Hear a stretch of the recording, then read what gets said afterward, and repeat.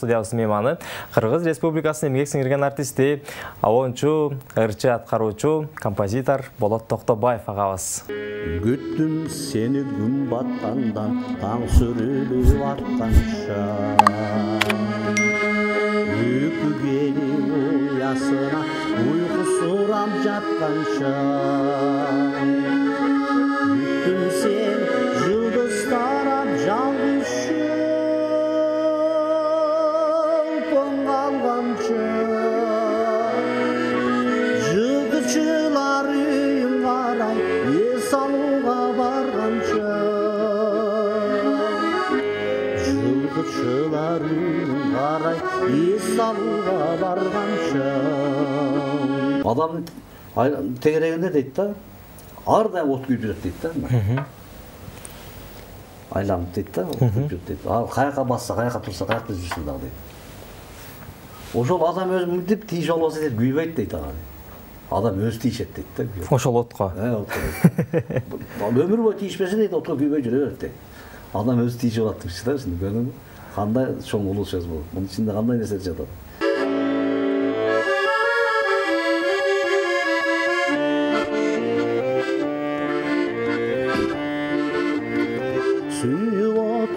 Жанбай қалды балким анда, жоқ күнөбүз махабатта ярынан барды, еске салып өкүнөрбүз. Жараткан ана адашпай турган, кемчилиги жок зат экен да жараткан. Карматмады жаштыкты саган седа арман калган жок. Карматпай кетти о жаштыкты саган седа арман калган жок. Седа арман калган жок.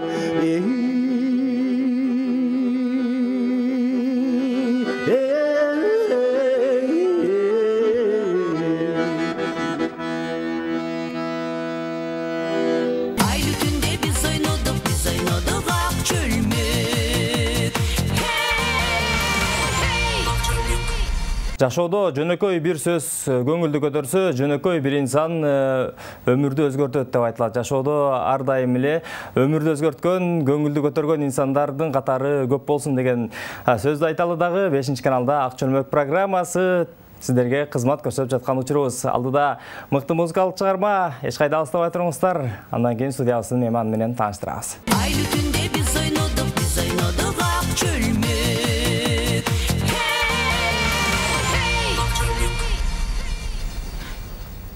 Нурбек Болотбековдун Сокпо шамал аттуу мыкты музыкалык чыгарма жаңырды.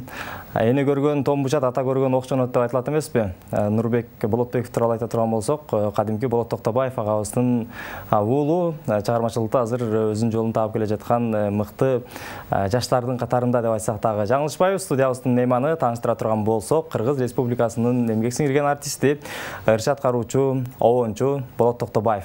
Ассаламу алейкум. Кутлуган кечиңиз менен. Кушулак болсун. Болот байке, Болот Токтобаев дегенде чыгармачылык менен жашаган, музыка үчүн өмүрүн арнаган инсанды элестетебиз, көрөбүз да. Музыка сиздин жашооңузда канчалык деңгээлде, канчалык ролду ойнойт? Эгер сиз музыкага байланышпаган кесип менен болгонуңузда кайсы кесипти аркалайт элеңиз? Жакшы суроо, рахмат. Эми чын айтканда ошо биздин үй бүлөбүздө атабыз жөнөкөй эле ошо колхоздо иштеген киши болгон. Биз алгач атам койчу болчу. Ошол балда биз жайлоолордо көп чоңойдук. Анан кээде ошо менин чыгармачылык колумуз жайлоодо таасир болуп экен. Бирок негизинен ошо атабыздын, апабыз дагы ырга күйгө жакын киши болгон дейт. Биз кичинекейбизде кайтыш болуп кеткенде, бирок атабыздын колунда чоңоюп, атабыз комуз четкен, жакшы четкен, мыкты четкен, жашырдаган, оондорду да, күүлөрдө жакшы четкен, дастандарды ырдаган киши болчу. Анан кийин менде де ошол атабыздан өттү дегендей ошо музыка жагына көбүрөөк мен ошо ыктап калдым. Анан ага чейин мен ошо 8 класс бүтүп агроном болгонду жакшы көрчүмүн. Дыйканчылык менен алектенгенде. Ошо сельхозтехникумга оштоо документ тууралап 8 класс бүтүп. Эми тапшырган атканыбызда атам быйылча кое тур балам деп калды. ошо бир турмуш шарттарын мыйынча кое туруп алам. Биз иштерибиз бар, алда пландарыбыз бар. Анан ошол жылы тапшырбай калдым да, ошол эле 1 жылдын ичинде мен ага чейин комуз чеччүм, 4-чү класстан баштап комуз чечип, комузда гүлдөрдү ойноп, ырларды ырдап, огондорду ырдап, ошентип жүрчүмүн. Анан ошол тапшырбай калган 1 жылдын ичинде мен акырын үйрөнүп калдым да. Окуусунан мен Талант Турганбаев деген агам бар, ошонун үйүндө жашап, ушул аккордеон үчүн абам баласы эле аккордеонго кызыгып кетип, 1 жыл ичинде аккордеон ойногон обон чыгара баштадым. Андан эле кол оңчулар, тааныш тамырлар, кокуй сен музыкага тапшырып алсаң болбойт деп, анан ушундай бир шарттар себептеринен мен 9 класс бүтүп, анан Ошто музыкалык орто окуу жайына тапшырып калдым, педагогикалык. Ошондо анан меники ушундай уланып кетти. Анан эгерде музыкант болбой калса мен агрономдон болуп калыш мүмкүн эле да. Азыр да кызыгасызбы негизи? Азыр деле кызыгам. Ушу маселен негизи эле колуң менен бир нерсе нексең, аны өнүп турса, анан ар кандай ыкмалар менен ушундай ал деле өзүнчө бир чыгармачылык да, чыгармачылык изденген иш да ал деле. Кызыгам, күнгө чейин дагы деле кызыгам. Колдон келет? Жок, колдон келет деп айта албайм, ал жалган сүйлөп коем анда. Бирок эми биз бала кезде баягы эгин эгип, жашылча жемиш эгип чоңойгонбуз да. Алар колдон келет эми. Анан маселен мен мына алма кыйыштыргандарды, ушу багдарак, ушул нерселерге кызыкчумун да. Бир алма менен экинчи сорттуу алманы кыйыштырып, ошондой нерсеге кызыкчумун. Ошентип анан балалык кезде кыялым болуп кетти ошо. Атам деп калбадыңызбы төмөндө? Атаңыз тууралуу сөз кыла турган болсок, атаңыздын мындай сиз атам дегенде бир эстей турган сапаттары? Атам менен эстей турган сапаттары жакшы болушу. Атам менен өзүм ушул күндөрү эми атам да кыйла жыл болду, бул дүйнөдөн кош айтышып кетти. Атам ошо абдан жөнөкөй киши болчу, анан мындай кээ бир сүрөттөп коет го, момун киши эле деп. Ошо момун киши болчу. Мен деле атама окшоп турушат кээ бир тууган уруктар. Анан эми атам өзү менин көз карашымдан жан дүйнөсү таза жөнөкөй киши болчу. Анан бирок мындай ички дүйнөсү мындай бай сыяктуу эле. Мага бир акылдуу зат айтканда абдан таамай так, абдан калыс насааттарды айтат эле. Муну да заманың болсо мындай деген тетир тайра бербейт эле да. Заманга карап жаша, заманың бөрү болсо бөрү бол дегенди айтпайт эле. Кандай болосуң балам, тазалыктан айрылба. Ушул сөздөрдү айтат эле. Кандай адам менен болбосун, сен ошо өзүңдүн таза жолуңан адашпаганга аракет. Инсандык сапатың бүт жоготподу, э? Ооба, ушундай. Жакшы. Баягы жашоодо кээде биз ойлобогон нерселер да болот да. Ошону менен бирге эле чыгармачылыкта деле аябай бир чыгарманын үстүнөн иштейин, ушуну жаратайын деп канчалык аракет кылганың менен ал нерсе бышмайынча, жетилмейинче бир ордун таппайт да. Сизде да ошондой болобу? Албетте, бул туура. Бир маселен бир мен эми көбүнчө акындардын сөздөрүн издеп таап, анан ошону иштейм да. Өзүмдүн ушул тажрыйбамда ошол бир сөз жагып калган болсо, ошонун үстүндө ойлонуп жүрө бересиң. Жүрө бересиң, бир күн бир кайрык келет, ал жакпай калат, анан изденесиң келип отуруп алып. Анан ошентип ички дүйнөңдө пышат. Анан эң жакшы нерсе, мүмкүн башка огончулар да ушуну туура деп ойлоптур, бирок сөз өзү жакшы жардам берет, негизи сөз жакшы жардам берет. Бирок баары илгери бир агаларыбыз айткан экен, бул чыгармачылык деген эмне десе, чыгармачылык деген бул изденүү деп жооп берипти да. Анан ошол туура сөз да. Кандай болосун баары изденесиң да, издениш керек, аракет кылыш керек, эмгек кылыш керек. Эмгекти баары талап кылат. Анан бирок ушу жан дүйнөңдө сезим болуп туруш керек да, баягы. Маселен, бир жемиштиргенде бул согу жок экен деп кылабыз го мындай. Сочность эмес экен да. Ошол сарында анын ичинде ошол сезим сок болуп туруш керек да, сезим болуп жашап туруш керек. Сезим болуп турса, анан ошол оонуңда мелодия, кайрык болот, кайрык таза болот, жасалма кайрык болбойт. Эми баардык эле чыгармачылык музыка чөйрөсүндөгү оончулар, композиторлор билет. Күч менен чыгып калган кайрыктар бар, жасалма кайрыктар болот. Мүмкүн болсо ошондон качышка аракет кылам дейм мен. Эми башкалардын ар кимдин өзүнүн жолу бар дечи.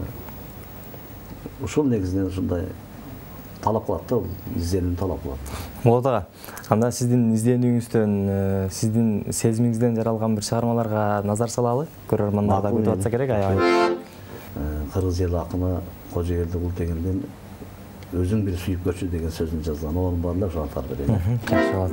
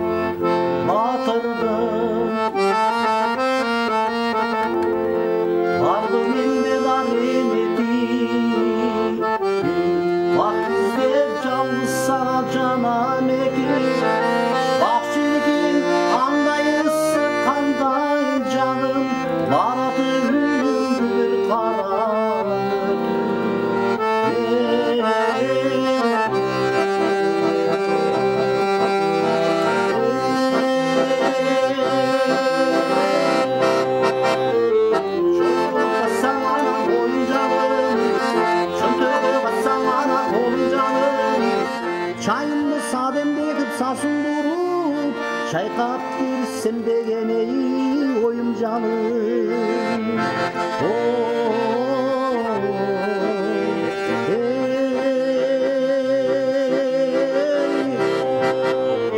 Soyulup bassan ana boyun canım, çöntöge katsan ana kolun canım. Çayımı sademdeyip sasındurup çaykap girsem degene oyun canım.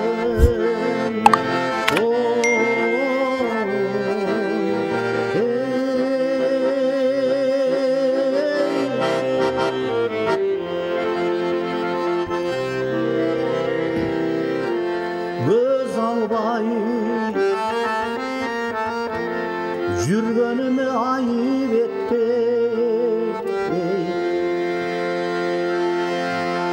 Gömülde jakşı oygana barın esti, özümden dem güç algan uşu menim, özüm bir sünüp görçü alın jetsen.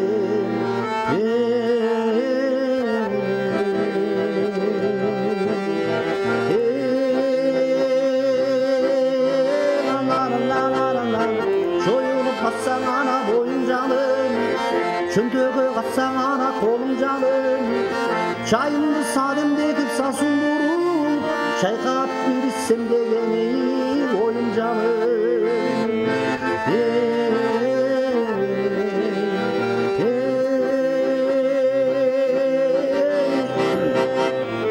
Soyulup katsan ana boyun canım, çöntöge katsan ana kolun canım. Çayımı sademdeyip sasındurup çaykap girsem degene oyun canım.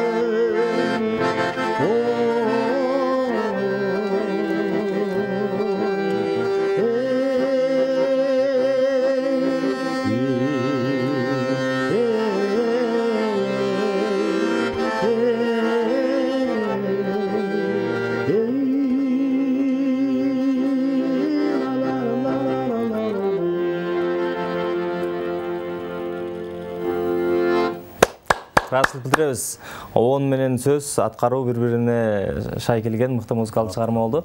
Болот ага, эгерде ушул музыканын тили менен эмес, айыл чарбанын тилин айта турган болсок, сиз обончулуктун ошол менен бирге эле аткаруучулуктун дыйканысыз деп айтсак туура болобу? Мен өзүм айтып айтсам болбойт. Биз айтсак туура болобу? Эл айтса болот, жарашат. Анан мен өзүм мен обончулуктун, аткаруучулуктун мен дыйканымын мен дегенде болгон туура келбейт го. Эл айтыш керек да, эл айтканда. Бул айтып жатканын себеби сиздин саналаштарыңыз, досторуңуз ошол менен бирге эле музыканы жакшы көргөн инсандар. Болот Токтобаев дегенде оон менен сөз, ошону менен бирге эле аккордеонду ойноо чеберчилиги бир башкалардан айырмаланып турган инсан катары баалашат да. Бул нерсени айтып жаткан себеби, эгерде Болот Токтобаев ушул өзүнүн өнөрүн, өзүндөгү болгон талантты башкаларга үйрөтө турган мүмкүнчүлүк болсо, үйрөтөт белеңиз сабак өтүп балдарга? Мүмкүнчүлүк болсо, албетте менин мындай көп окуучулар келип, сабак алган деле балдар бар, академик боюнча. Анан мен бул чыгармачылыкка багыт алып, оон чыгарышым керек эле, кандай оон чыгарат деген бул татаалдырат да, буга жооп. Анткени бул бир буюм эмес да, бүгүн ушуну чыгынып туруп жасап көрөйүнчү же жасап коеюнчу дей турган нерсе эмес. Бат эле болуп кала турган жумуш эмес, Бат нерсе эмес. Бул эми ички дүйнөнүн сезимдин ичинде. Ustalar бүгүн чарчасам да муну ишти бир стул жасап коеюнчу деп жасап коюшу мүмкүн. Бунда андай эмес. Кыйноо менен жаралбайт, Кыйноо менен да жаралбайт бул. Бул түшүндүрүп айтыштар деген. Болгону бир багыт бериши мүмкүн. Мен чалмач адамдар, жаш, маселен жаш жигиттер, балдар, кыздар оон чыгаргым келет дегендерге багыт берет эле. Музыканы көбүрөөк кылат деген келет. Анан сулуулукка, кооздукка, жаратылышка кызыгуу деле адамдын өзүнүн жеке иши. Мен ошондо ошолорду айтышым мүмкүн, бирок ал кызыкпайбы, жаратылышка кызыгыш керек, сулуулукка кызыгыш керек, кооздукка кызыгыш керек, алавиятты жакшы окуш керек, маселен поэзияны окуш керек, маанисин түшүнүп окуш керек, жөнүндө окуп койбойчу ушундай. Ошол көп нерселерди камтыйт да, көп нерселерди. Тереңдикке алып барат экен да. Терең бир мындай бир алам бир жакшы ой жараш үчүн адам ички дүйнөсүндө көп нерсени сиңириш керек да. Көп нерсени кабыл алыш керек, жана ошону көп жагынан карап гана иштейсиң да, анан жоопкерчилик болуш керек. Сиздин чыгармачылыгыңызда эң көп убакыт талап кылган кайсы оңуңуз болду эле? Чыгармачылыкта өтө көп убакыт талап кылган баягы Молдобаш Сарыбай уулунун сөзү жазылган Сабиркан деген болгон да. Ал анткени канча аралыкта жаралды эле? Бул 5-6 айда жаралган, 5-6 ай. Жылдар айланып кетти кийинче.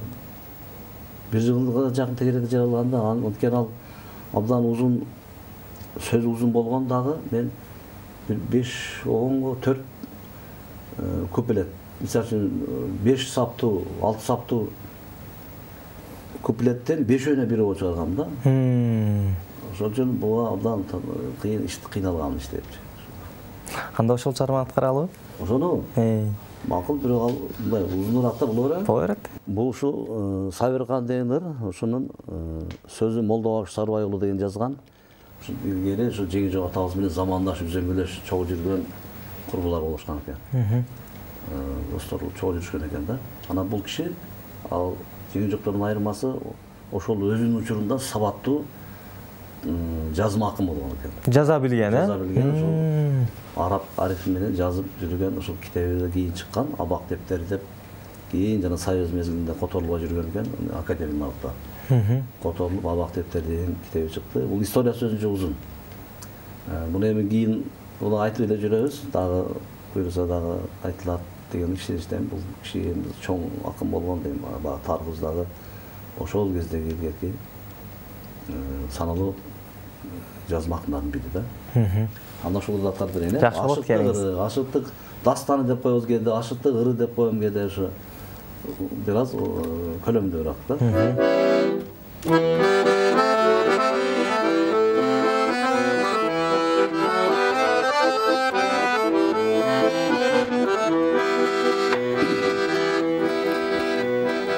Айтолукшу асманда толгондугун айтайын, адамда сүйгүр жолуна болгондугун айтайын, ашыктыктын алтын кушы коңгондугун айтайын, ашыктык иштин алтын кушы коңгондугун айтайын, күн балкылдап көк менен толгондугун айтайын, кишиде тулук ак сүйүңө болгондугун айтайын, кызыктыктын күмүш кушы коңгондугун айтайын, кызыктык иштин күмүш кушы коңгондугун айтайын,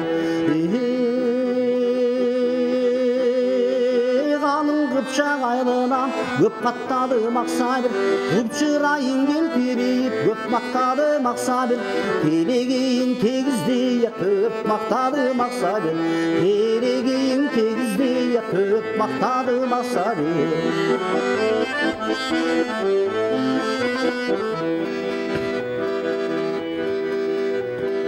арғы мақтапса мылайық айчылық жолға мінгім бар айперидей сұлуны аманат жанға сүйгім бар айда келбес шаштықтың абыдан доры сүргім бар айда бір келбес шаштықтың абыдан доры сүргім бар үлігім тапсам жеріне күншілік жерге мінгім бар үнперидей сұлуны құп беріліп сүйгім бар үнді келбес шаштықтың күлпетті доры сүргім бар үнді бір келбес шаштықтына гүлпетті доры сүргім бар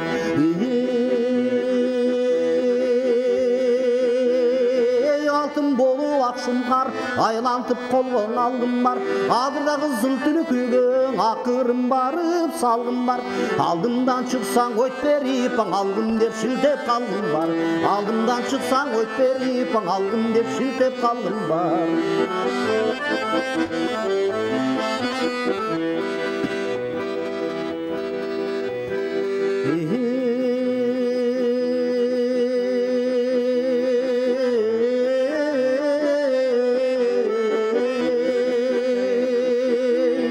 көктен тиген күндейім көркем өскен гүлдейім жайдың түнгі жұлдызды жарашықты түндейім бейіштегі жашаған перенің қызы бүрдейім бейіштегі жашаған перенің қызы бүрдейім барып қалсам үйіне башбаққаның қамтейін көпшілігі білдірбей қашқаққаның қамтейін байқамақсан болсам даңа болғыдай емес аншейін байқамақсан болсам даңа болғыдай емес аншейін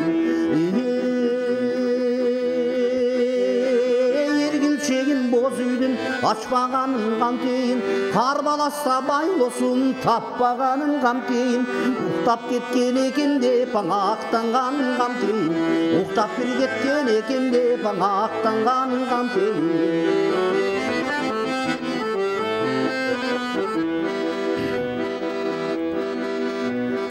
тегене менен сынының теңінен арнайым ырымым сүреттеп айтыш қиын иша сүйіктім сенің сырыңым айламды жүрім табалабайдан айтқанда саға шынымды айламды жүрім табалабайдан айтқанда саға шынымды ақшын қар салсам үрдекің айланып ұшып алған жоқ азабы күшті сүйінін ар сөзімде жалған жоқ айланып өтті жаштығы маған сені арман қалған жоқ айланып өтті жаштығы маған сені арман қалған жоқ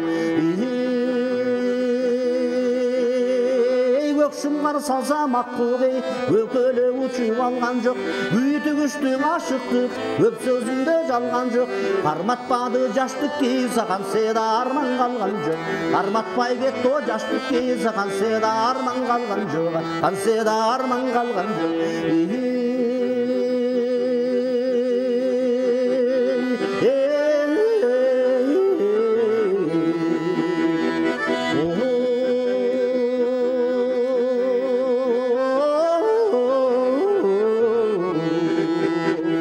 қарматпады жаштық кей саған сені арман қалған жоқ қарматпай кетті о жаштық кей саған сені арман қалған жоқ сені арман қалған жоқ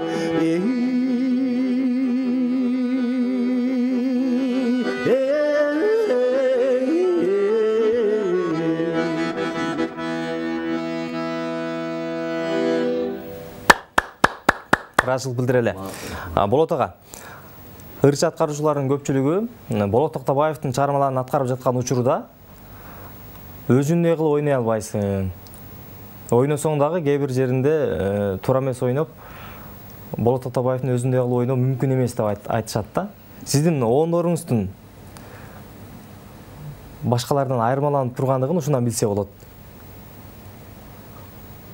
Ошол менен бирге эле бул аткаруучулукта, анан оончулукта, ырдоодо эгерде ырды туура эмес аткарып кое турган болсоң, биринчи ырдын авторуна, экинчи ырга доо кетет да. Туура кошуласызбы ушуга? Туура. Эми Өзүңүз мындай сиздин ырыңызды ырдап жүргөн аткаруучуларга кандай баа бересиз?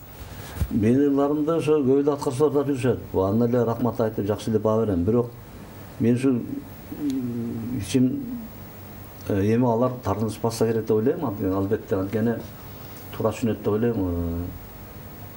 Мындай абдан көп эле жерде катачылыктар болуп калат да аткаруучулардын. Анан эми бул мен ушу кошо айтып кетпесем болбойт. Ушу мен институтта окуйт эле ал бала ошо дос бала бар эле жаш кезинен өтүп кетти да, Раматылык Сыргак деген. Ошол аккордеон ойногону дагы, анан ырдаганы дагы ошо мен ошол балалар дагы мен ылармай айтып, кошто ошо күтүм сен ырдаган ошол баладан айыптап албадым да мен. Танығандар танып калгандар чыгыбырчы болуп мындай танылып чыкпады ал бала, бирок эрте кайтыш болуп кетти. Ошол баладан уктум. Анан мени азыркы бүгүнкү күндө ырдап жүргөн баардык аткаруучуларга мен рахматымды айтам. Анан эми бул мындай да ошол аткаруучулардын же аккордеон ойноп ырдагандардын боло даган өзүнө эл ойной албайбыз, же ырдай албайбыз дегени бул менин жолум да, бул менин кандай десем, оңочулуктагы почет же болбосо стиль деп коебуз. Менин жолум да, ошол жолдо бир менин ички дүйнөмдөгү баягы кайрыктар. Бираз татаалдараак болуп калса керек да, ошон үчүн так аткара албай калабыз дешкен ошондон болуш керек. Татаалдык деп атпайсызбы? Ушул татаалдык эмнеден жаралат? Татаалдык эми баягы буну исламда туура көрбөйт, ислам дининде туура көрбөйт, бирок бизде мындай биз кандай ырым кылып, аны динде беребиз го көптөсө, ошо ырым кылып же болбосо мына ушул оонуна караганда ушул кишинин ички дүйнөсү татаал болсо керек деп коет го кээ бир. Кээ бир акынды же ошол сыңарындай буну байланышы бар да, кандайдыр. Менен буну далилдеп эч нерсени айта албайм. Буга кандайдыр байланышы. Ошо менин ички дүйнөм татаалдык болсо керек. Маселен кээ бир достор сен таарыжаксың деп калат. Сен таанышасызбы? Аны билбейм мен мына. Кээ достор айтат, сен дейт өтө жөнөкөйсүң дейт. Бирок адамдын ички дүйнөсүнө кирип чыккан эч качан антамай берип болбойт да. Жөнөкөйлүк дагы бир кайсы бир себептен келип чыккандыр, мүмкүн эместир мүмкүн. Жөнөкөйлүк дагы бир мындай бир акылмандардын сөзү бар экен, баягы жашоо турмушта ачуу таптоонда ысык сууту көп көргөн адамда жөнөкөйлүк айланат барып дейт. Ошон үчүн бул жерде айтты бүгүн сүйлөшүп бүтө албайбыз го бул тема жөнүндө. Бирок бул татаал нерсе да, бул адамга баа берүүнүн өзү татаал нерсе. Баа берүү да мүмкүн эмес деп айтылат. Ошон үчүн болгону ошо аракет кылыш керек, эмнеге? Жанагы чыңгыз агабыз айтып жүрөт, акылмандар да айтып жүрөт. Кыскасы жакшы деген нерсеге аракет кылыш керек да. Жакшы эмне жакшы болсо ошонун баарын аракет кылыш керек, э? Жакшы нерсе деген баарын аракет кылыш керек ошо. Жакшы. Китепте кандай жазылса, маселен адам мындай болсо жакшы болот, мындай болуш керек деген. Ошонун жакшы жактарын гана алыш керек. Маселен кээ бир адамдар мындай болуш керек, өктөм болуш керек, жабал болуш керек, бул болуш керек дегендердин деле туура жактары бар. Аны эми адам өзү тандайт. Жашоодо кайсы жолду тандап кетет, өзү мүнөзү кандай. Мүнөзүнө жараша деле ошону алып кетем десең деле өзүң мүнөзүң боюнча каласың. Ошондой да. Туура айттыңыз ушуну. Баягы мүнөздөн тагдырың жашоого айланат деп айтат эмеспи? Ушунусунан жазбаңыз. Башка айтып атпайсызбы? Досторум айтат жөнөкөйсүң деп айтат, жана жөнөкөйсүз. Азыр төмөндө өмүрлүк жубайыңыз Сүйүмбү Анарбаева менен биргеликте аткарган Асылым болчу деген чыгармаңыз бар. Ошол чыгармага кезек берели, андан кийин кайра эфирге кайтабыз. Айлы түнде biz oynadık ак çölmük.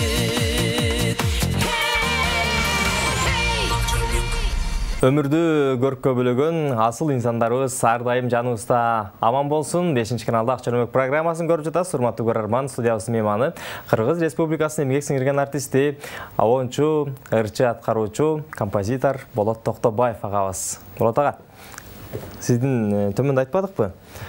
Оондоруңуз бирине бири окшобойт.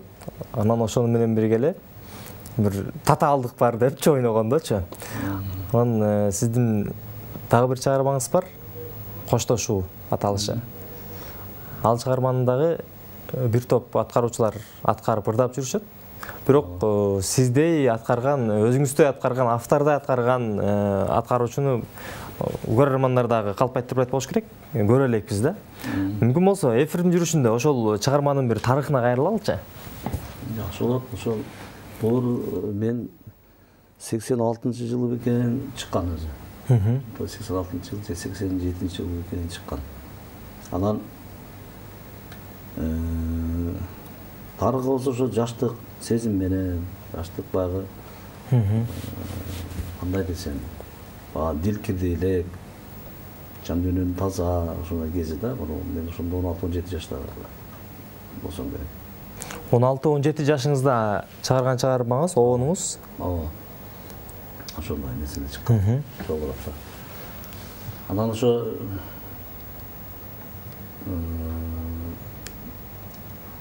булардын тарыхы аябай узун да. Sen tarık uzun, ошону биринин тарыхы деген айтып бербейм. Анда ошолдорду ырдабайлыбы, эгер туура көрсөңүз. Ошолдо берем да.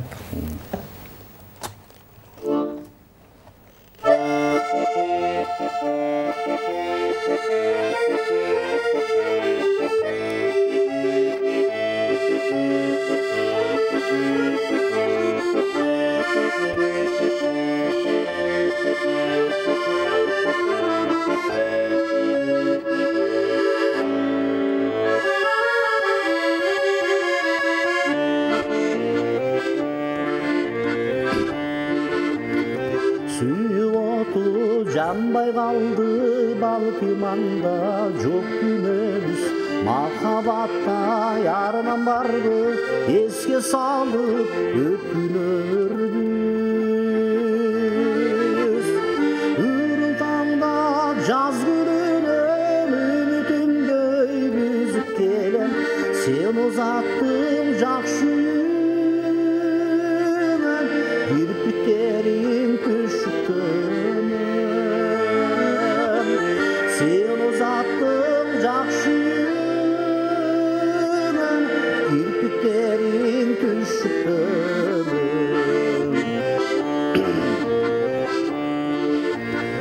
Koş bol baktım toruna moyum, kaytıp uçkan kanattaşım.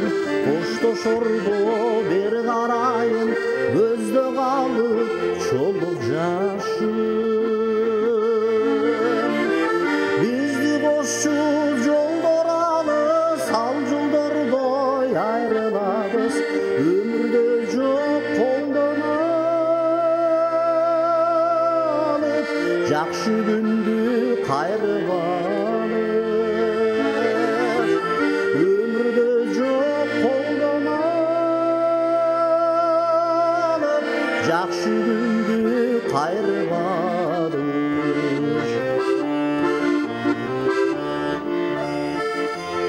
Hoş bol baktım turnamoyum, kaytı uçkan kanattaşım. Koştoşordum bir karayım, közde kalıp çolak yaşım.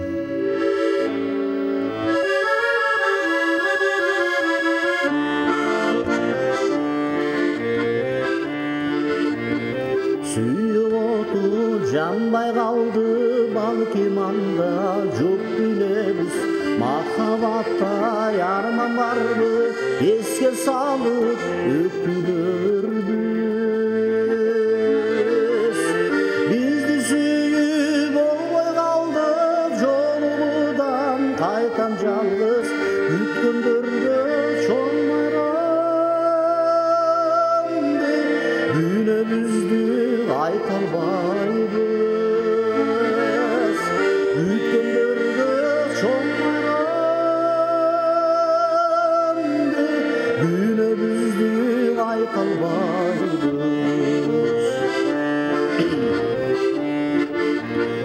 Na na na na na na na na na na na na na na na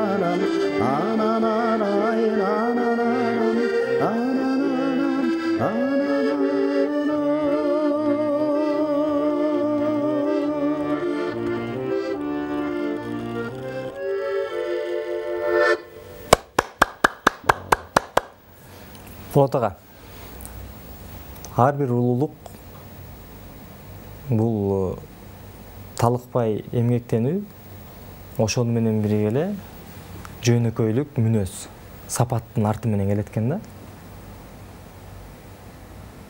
Жашоодо өзүңүз инсандардагы эң баалаган сапатыңыз, анан сизде эң мындай түйшөлткөн, ушундай болбой эле койсо деген ушундай сизге жакпаган көрүнүштөр. Жакшы суроо албетте. Эми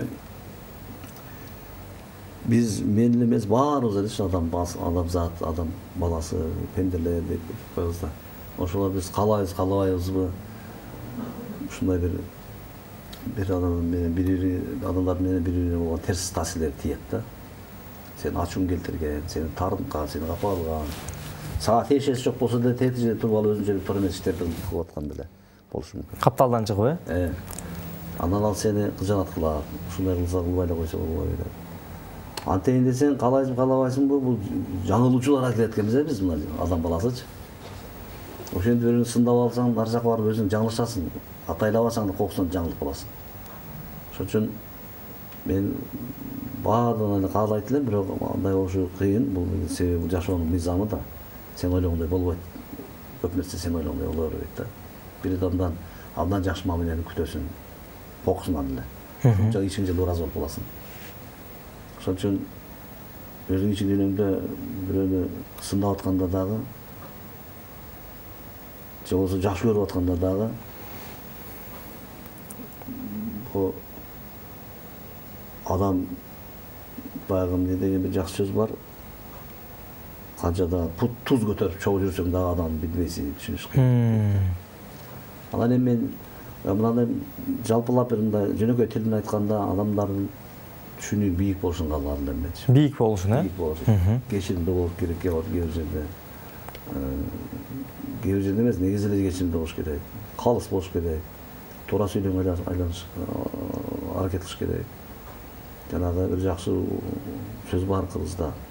Сөз сени сүйлөгөнгө чейин сенин кулуң дейт да. Сөз айтылып кеткенден кийин сен сөздүн кулусуң дейт. Андан ошон үчүн мүмкүн болушунча абайлап сүйлөгөнгө, кичипейил болгонго, адамгерчилик болгонго, жөнөкөй болгонго аракет кылыш керек. Эң жакшы мен жакшы көргөн сапат жөнөкөйлүк. Жөнөкөйлүк, Өтө жөнөкөйлүк. Мен талак жүздөн көрүп калган жөнөкөй адамдардан ушунча жакшы көрүп сүйлөшүп калам да кээде. Сүйлөшүп калсам, ушу жөнөкөй адамдан көп жакшы нерселерди угасың да. Ал жөнөкөй эле жаратылыштан жөнөкөй болуп калган жок, ал ошол алган тарбиясынан, тарбиясынан, дүнөсүндө бир нерсе идиреги бар, бир мындай. Ушундай бир адамдар жолугуп калганда мына ыраазы болуп сүйүнүп калам ушундай. Ошон үчүн мен ошону каалар элем да, адамдар жөнөкөй болушун каалар элем, кичипейил болушун каалар элем. Андан кийин терс көрүнүштөр дале өтө көп.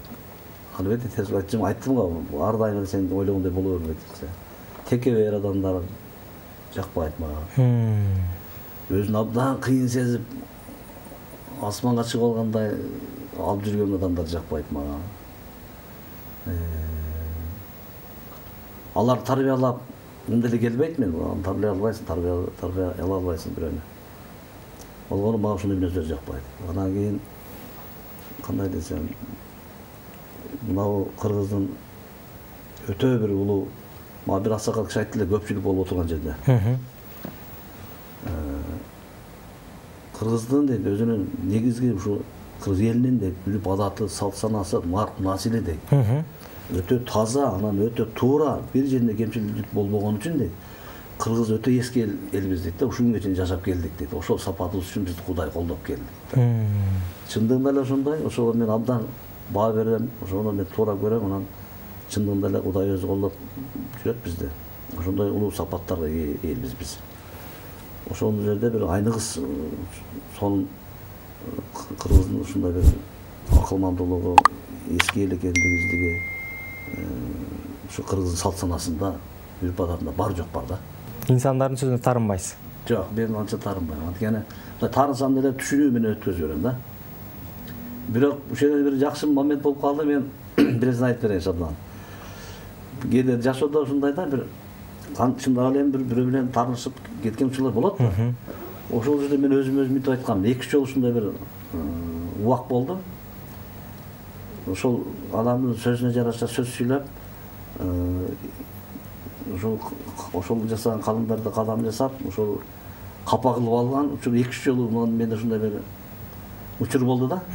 Ушунчалык өзүм убада бердим. Bundan keyin men biri kapağısı biri meni kapağılayınca biri dedim. Себеби сен бирөө мени капагылып мен тарынга караганда мен капагылып алып өзүм кыйналганым мага өтө оор экен да. Мен ушуну сездим да. Ал инсан эмес, өзүңүз кайра кыйналасыз. Мен өзүм эгер бирөөнү капагылып алсам, мен ал капагылгандан да мен көбүрөөк капа болом өзүм. Баягы капагылып алдым мен. Ушунча ичим атышып, ушундай бир өтө жан дүйнөм кыйналат да. Анан ушуну ойго келгенде мен бир дагы бир ушу биз баарыбыз окуп жүргөн китептеги көркөм чыгармаларды окуп жүрөбүз, адамдын өзүнүн ыйманы кыйнаган жаман деген сөз бар. Көрдүңбү? Мына ошол сөздүн мааниси турбайбы? Экинчи мен бирөөнү капа кылбайм деп ушинтип өзүм ала берем. Мен капасы кылсын, мен учпай кете берем, бирок мен капа кылбайчы дедим да. Ошол үчүн адам өзүнүн ыйманы өзү кыйнаганы, өзүн жегенин жаман деген сөздөр бар го. Ошол сөз туура экен да. Ошону багы турмушта жүрүүчүлөр баарын аласын, ошону көрөсүн. Ошолорду илип калууда жатат да кептин баары. Ошолорду ошол өзүн сезген нерсени илип калууда. Анан бирөөгө сөз келгенде айтып коюуда. Бир аксакалдан уктум эле. Жараткан бизден байлыкты, бийликти, мансапты алса деле ыйманыбызды, ынсабыбызды албасын депчи. Ал эң туура сөз да ошо. Эгерде байлыкты, бийликти берип туруп сага, же сенин жашооңдо эч кандай бир маселе жаралбаган учур болуп туруп, сенде ыйман менен ынсап болбой турган болсо, анда сен адамдардын арасында басып жүргөн адамдын кейпин кийген бир макулук сыяктуу болуп каласың деп айтты эле да. Аябай жакшы сөз болду. Азыркы коомдо чын эле бирөөгө тарынуунун, анан бирөөнүн тарындыгынын кажети жок дейм да. Анткени жашоо жакшы, жашоону жоңуна жашоо билиш керек деген ойду айткым келип турат. Анда көрөрмандарды аябай күттү болот байке. Экөөбүз аябай бир жакшы теманын алкагында кеп козгоп кеттик дагы, кобурашып кетип, күттүм сени деген чыгармаңызды сураналы.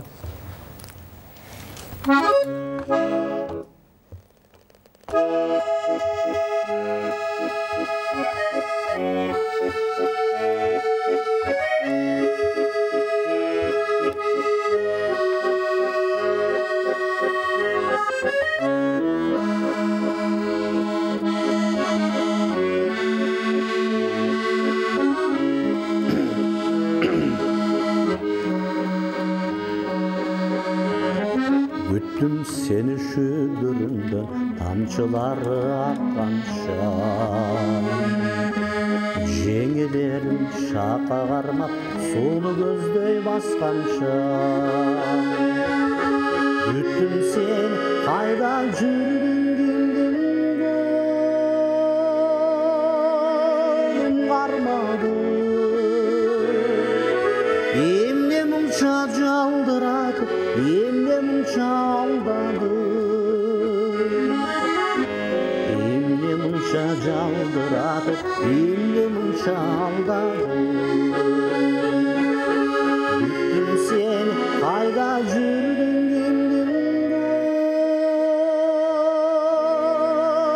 кармады, эмне мынча жалдыратып, эмне мынча алдады, эмне мынча жалдыратып, эмне мынча алдады.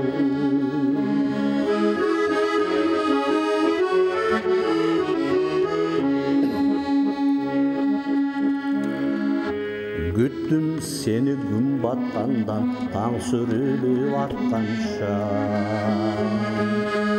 үйкү келип уясына уйкусурап жатканча. Күттүм сени жылдыздарап жалгыз шолпон калганча, жылкычылар үйүн карай эс алууга барганча, жылкычылар үйүн карай эс алууга барганча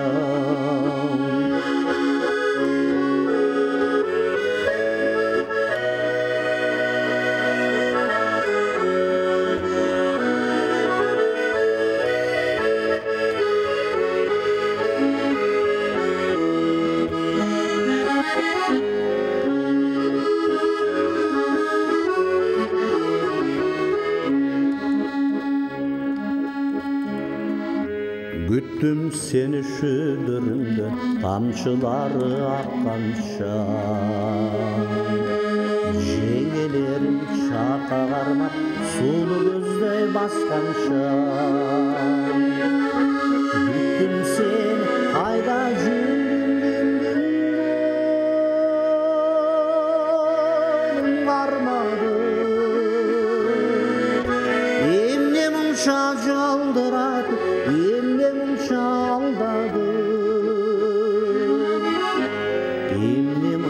Çaldıradı, illim çaldadı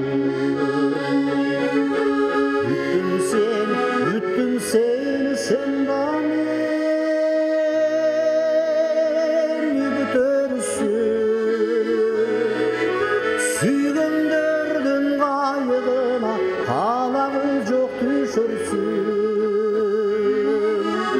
Süygöndürdün kayığına, kalağı çok düşürsün Süygöndürdün kayığına kalağı çok düşürsün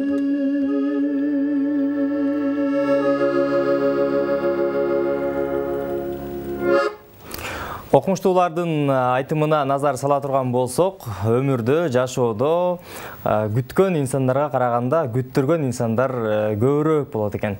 Ошону менен бирге эле күттүргөн инсандардын бул кээде атайын кылбаса деле ошондой сапат, ошондой мүнөз калыптанып калып, канчалык ошол жерге айтылган жерге эрте барайын десе деле, ал нерсеге айтылган адатка айланып калган нерсе кое бербей, ар дайым күттүрүп жүргөн нерсе бул жашоосунда бир негизги образ дейлеп калган инсандар дагы катарыбызда жок эмес. Эч ким күтпөсүн, жалаң гана ушул жолуккан учурда жакшылыктар гана орун алсын деген тилекти айталы. Болот ага, сиз өзүңүз көп күтөсүзбү же күттүрөсүзбү? Өмүрдө көп күтөсүзбү же күттүрөсүзбү? Эми жакшоо өзү негизи ушинтип айтышат, бир улуулардан уккан жерим бар да мен. Жакшоо өзү издөө менен, күтүү менен турат дейт.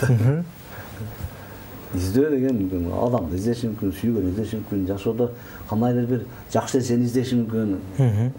Толтура да эми ошол издөө менен өтөт дейт, анан күтүү менен өтөт дейт. Ошону мен Жоло Мамытов жөнүндө издейм сен деген бар сабдыга. Жоло Мамытов жазган. Ошол жөнүндө бери болуп атканда ошол угуп калган бир чоң акын айтканда. Ошо кайсы акын экенин эсимде жок азыр. Бир абдан мен кошулганмын да ошо. Чындап эле издейсиң, жолусу максат болот адамда, туура? Ооба. Аракет кылган. Анан күтөсүң аны. Күтөсүң деген ошо ийилге жетсем экен деген күтүү да болот да. Ооба. Ушул эки сезиммен жашайт адам дейт да. Анан мен ошо абдан сенден уруксат сурап, кечирим сурап, жана бир топ сөздөр болду да. Мен ушундай адаммын өзүчү.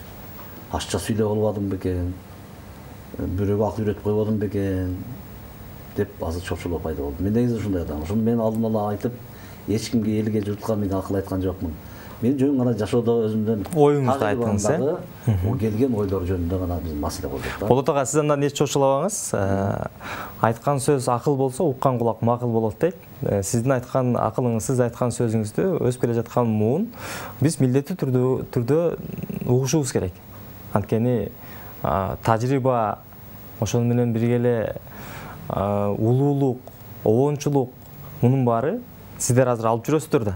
Бул нерсени азыркы жаш муун эгер өзүнө сиңирбей турган болсо, эртеңки күнү бир адашуу болуп калышы ыктымал да. Ошону чочулабаңызчы.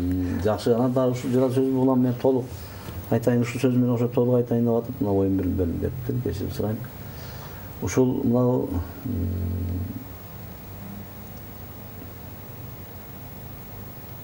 Түгүлбай казак аябай бир жакшы сөз айткан делгени мага. Жаш кезинде. Ал кишини өтө чоң улуу, залкар инсан. Бул кіші жерімде дағы көп, алда айтылатын сөздер көп, мен емес, башқа чоңғылы инсандар. Төлбай Қазақ ошо мен абданымда жакшы колдоду да ошо киши, мен жаңылышып кетканымда. Өзүнүн үйүнөн аккордеон алып келип, жаңы аккордеон экен. Запистерди жасап радиодо. Ал абдан жаңы аккордеон экен, мына мек деп коюп, ушу кычырап калды. Ошо менен жазылбай калды. Болсо бир 7-8 жыл жаздык эле. Андан кийин ошол жазып аткан учурларда дем ал дейм, топто дем ал дейм, чачат болбо дейм. Сүйлөшүп турабыз 5 мүнөт, 2-3 мүнөт сүйлөшүп алабыз. Ошол учурларда бир айткан кеби бар эле да.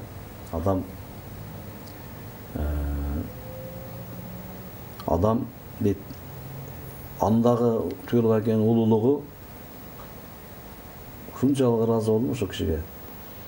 Бир агам айткан эле дейт. Ал дагы айтып атат. Ошо киши эч бирөөнүн сөзүн меникидей эмес дейт. Көрдүңбү? Анан ошол менен катар эле мени кошо тарбиялап атат да. Көрдүңбү? Анан Төлөбайга ошо улуулугу, анан ошо Төлөбайга ошол агасын айткан сөзү мындай эле да. Адамдын тегерегинде дейт да, ар дайым от күйүп жүрөт дейт да. Айланып дейт да, от күйүп жүрөт дейт. Ал каяка басса, каяка турса, каякта жүрсүн дагы дейт. Ошол адам өзү мынтип тийиş болбосо дейт, күйбөйт дейт ага. Адам өзү тийишет дейт да. Ошол отко. Өмүр бою тийишпесе дейт, отко күйбөй жүрө берет дейт. Адам өзү тийишип алат депчи да, көрдүңбү? Кандай чоң улуу сөз бул. Мунун ичинде кандай нерсе жатат. Сөзүм жыйынтыгын айтар элем да, мен жана элге акыл үйрөтүп болбодум бекен, чоң сүйлөп койбодум бекен, кечирим сурайм дегеним. Бул адам адашуучу, адашуучуларга кирет экен да. Каалайсың, эч адашпаган адам болбойт дейт. Мен да ошо жана айтып өтпөдүм, жаштыгымда баарыбыз да адашканбыз, жаңылышканбыз. Жараткан ана адашпай турган, кемчилиги жок зат экен да жараткан. Анан ошо мен акыркы айта турган сөзүм, ошол сен адашасың, жаңылышасың, бир жерде туруп сүйлөп аласың, же туруп сөз угуп калдың, ошол баажына бир жашынга жыйынтык чыгарып, жашына бир өзүңө керектүү бир таалим алышың керек да. Ошондой бир жыйынтык чыгарыш керек. Өзүңдү өзүң тарбиялашың керек, Жанагы кыргызда бир жакшы макал бар. Көп жашаган билбейт, көптү көргөн билет деп. Ооба. Анан мен толуктоодо эле киргизбейм, болгону көптү көргөн менен жыйынтык чыгарбаса бекер да. Ооба. Туурабы? Анан көп жашаган менен деле көп нерсени байкабай, аңдабай жүргөн болсо жөнүнөн өтүп кете берет да. Өмүр жөнүнө текке кеткен болот да.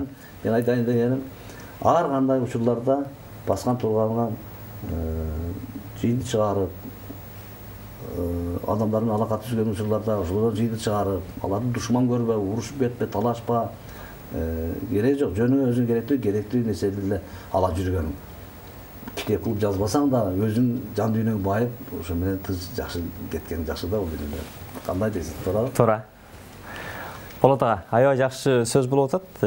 Сиздин ушул элдин алдында көп ырдалбаган, анан негизи эле өзүңүздөн башка оонду жаратып койгонсуз, бирок ал ырды көп ырдалбаган ырларыңыз болсо, азыр ушул жерден эфирдин учурунда дагы көрөрмандарга бир тартууласак. Жакшы суроо бердиң, ошондон ошол ырларым бар, менин оондорум бар. Бир ооным бар. Ушу илгери дегени мен көп жылдар болуп калды, кыйла жыл болуп калды. Нурахмет Тойчуев деген телекызматкер бар эле, журналист. Ошо көзөтүп кетти дүйнөдөн. Ошол киши бир передача тартып, мен жөн анан ошондо ырдагам. Жашыраак кезим кыйлада жашагам. Ал ушул ырымда кайсы бир чагаларды айткандай, баягы үйдөгү сыркоолоп калган балаңа көбүрөөк көңүл бересиң дейт го. Ошол көп ойлоном да. Ушул булбай, элге чыкпай кылат экен да. Ырдалбайт. Бул элдердин аткарып ырдаш кыйын бул ырды. Болгону кээ бир ырлар аткарылбаган менен өзүнүн эстетикалык тарбиясын берип, өзүнүн касиетин жоготпой жашай берет. Андай ырлар толтур андай ырлар. Күйлөр деле ушундай кызмат кылат да. Анан ырдалбаган оонун баарын чий берген болбойт. Болгону ушу элге канчанча ырдалып турса болот эле, бирок эми уга албай калды да деп деген ушу өкүнүч калды. Мен аны өзүм дагы кээде жеткизип ырдай албай калам бул ырды. Чындап айтканда диапазон чоң, бийик, көп, чоңураак диапазон бийик, көбүрөөк экен, чоңураак экен. Ушундай болуп жаралып калган дейм. Жаралып калганда бияка буйрук бере албайсың да, кийин кыйналып каласың өзүң деп чыгып аткан албак. Ошондой ырларымдын бири сөзү Шаршимбай Куулов дегендики. Жообуңду көзүң менен айта жүргүн деген. Жообуңду көзүң менен айта жүргүн, э? Муну да жаш кызды чыгарганмын дагы, анан сөздөрүн ушу айрым сөздөрүн саптары мага жагып калып ошо жаштык менен ушу чыгарып алганмын дагы, анан кийин ушу көп ырда албай жүрөт да, ошо ичим ачат. Көп концерттерде ырдай албайм. Аз угуп көрсөң, тегере албай болуп дешиң сен делечи. Бирок эми ушунча сурай бердиң, бир ырдап берейин. Келиңиз. Жообуңду көзүң менен айта жүргүн.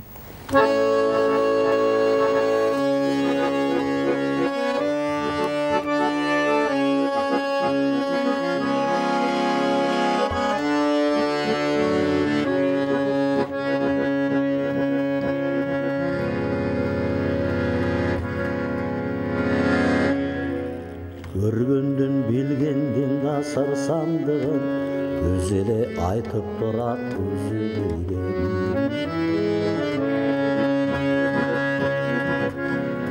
Көргөч кыракылык зарыл эмес, көз сөзүн түшүнүшөт акыл менен. Акыл менен.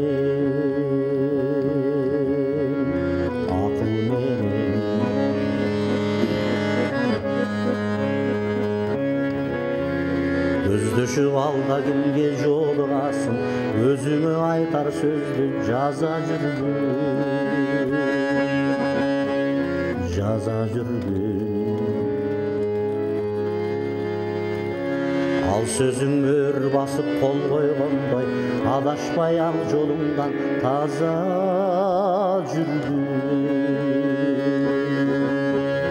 Таза жүргүн. Таза жүргүн.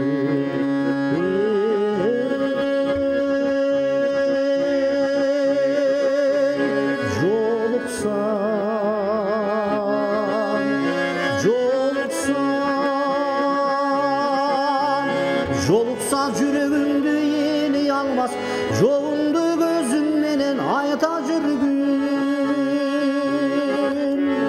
Ал сөзүң өр басып кол койгондой, адашмай ак жолуңдан таза жүргүн. Таза жүргүн. Таза жүргүн.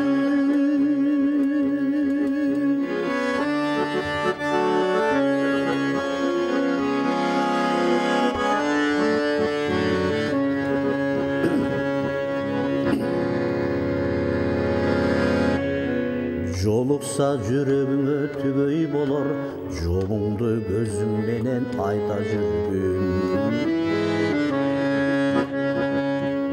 Ал сөзүң кылыктуу кыйгач карап кашың серпип, кылдыртып кара көздөн назик күлгүн.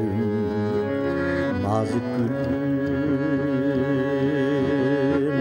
Назик күлгүн. Gözünden sınga tolgon sır aytılsa, görgöndün könüş düşüp kantip tansın. Kantip tansın. Kantip tansın. Birokta aradan da birden jürep, makabattın suyudan susun kansın. Susun kansın.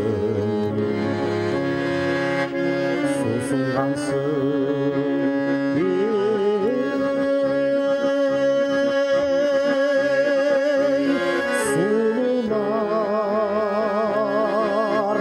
sulular.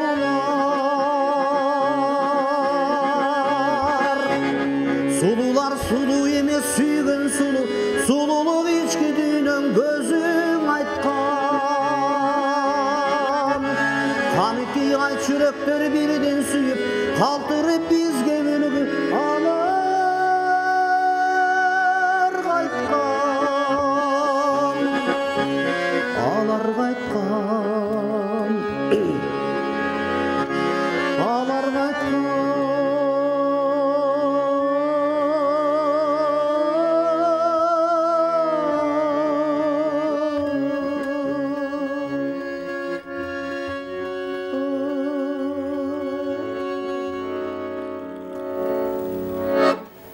Бале.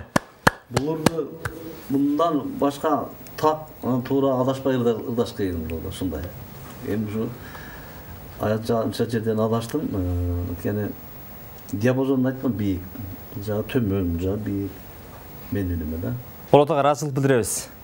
Чын эле өзүңүз айткандай бир татаал чыгарма экен. Бирок ошентсе дагы бул чыгармаңыз дагы эгерде элдин алдында көп алып чыга турган болсоңуз, угармандардын, музыка сүйөрмандарынын бир копулуна толуп, угармандардын табышы табат. Мүмкүн эмес, табат деп айтсак туура болот да. Сизге чоң рахмат, убактыңызды бөлүп келип, ушундай баарлашканыңызга, чыгармаларды аткарганыңызга, өзү көрүп жаткан жалпы журтчулукка соңку микрофон болсун сизден. Чоң рахмат. Не дейбиз, ушу азыр баарыбыздын эле оюбуз, тилегибиз эле ушул Кыргызстан өнүгүп өтсө, биринчи тилегибиз да, туура. Мен ошентип ойлойм да.